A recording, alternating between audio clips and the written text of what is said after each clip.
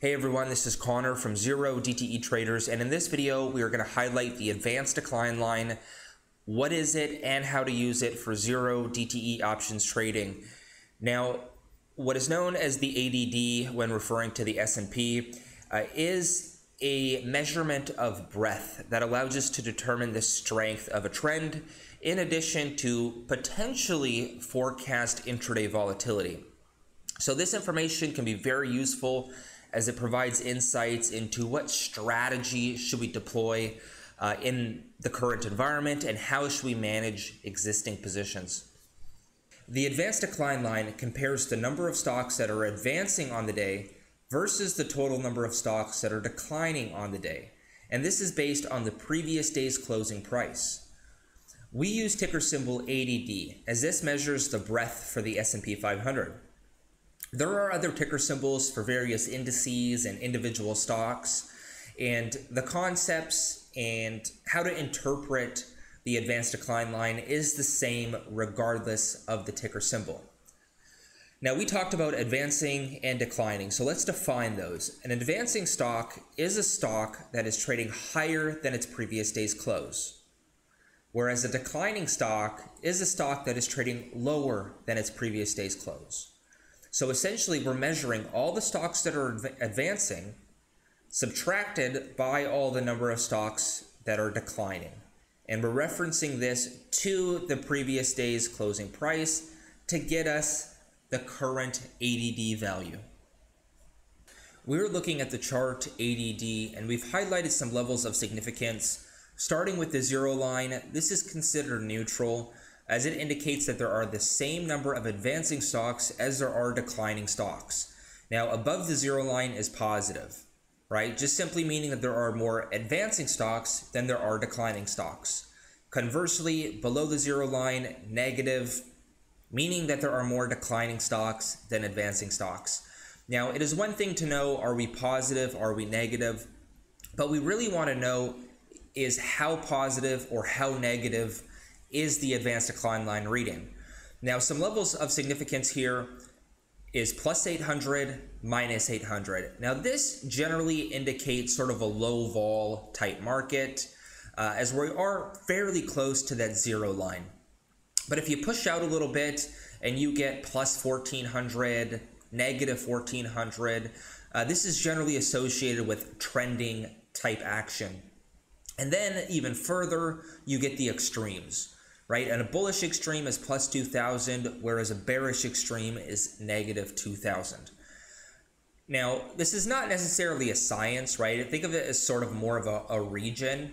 And we most certainly don't want to be looking at this market internal in isolation. We want to be doing so in the broader context of things.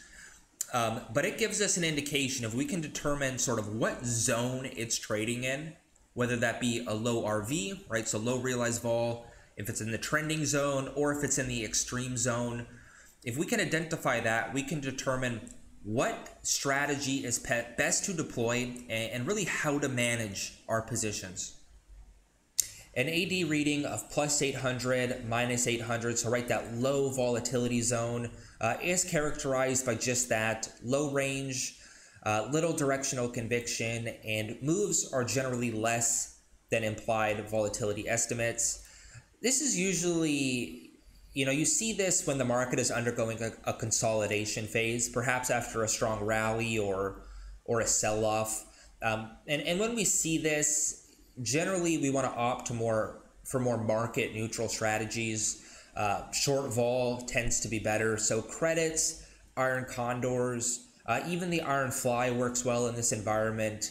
And we want to be a little bit more cautious when going directional via a butterfly, right? So though you can still trade this strategy, you may want to be selecting a short strike that is closer to the money. An AD reading of plus 1400, minus 1400 is viewed as a trending market, and we expect the boundaries of the implied volatility estimates to be tested. So generally, this is the sweet spot. There's strong directional conviction. You generally get decent pullbacks in order to participate in the trend. And as long as you're in that trend, you can really deploy any strategy. I mean, credits work well, butterflies work well as you can position further out of the money. In addition, the counter trend trades work quite well when the market is extended. So again, this is the sweet spot. I think you can really deploy any strategy in this environment. Next is plus 2,000, minus 2,000. And this is a extreme directional move, a very strong directional conviction, and it typically results in moves that are beyond volatility estimates. When we see readings like this, there are generally some sort of underlying dynamic that is either keeping the market bid or offered. So you generally want to stick with the trend and be very cautious playing counter trend, as you usually don't see much of a pullback on these days, right, due to those underlying dynamics. Now, if there is to be any sort of reversal, it generally occurs within the first 30 minutes to an hour. If you don't see it, you're likely going to stay overbought or oversold for most of the session. Days like this, I love the butterfly because you can position very far out of the money, and this is generally when you get your best risk-reward ratios for the butterfly spread. Now, I think it's important to note here is that the majority of the percentage gain usually occurs within the first leg. So whether that's a leg up or a leg down. So if you're a little bit more reactive in your trading and you miss it, that risk reward ratio is gone, and there's certainly elevated risk at that point, because essentially you're going to be buying when the market is overbought or oversold. So I would say these days actually pose quite a challenge, particularly if you miss the first move.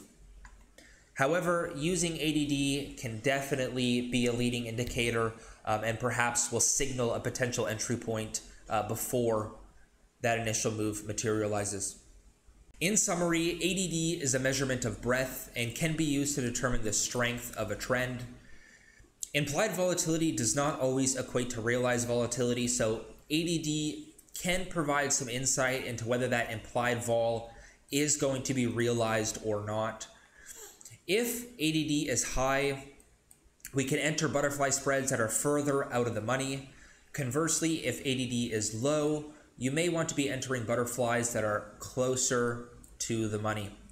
If ADD is high, you may want to favor single credit spreads in the direction of the trend. If ADD is low, you may want to favor a more neutral strategy, such as an iron condor.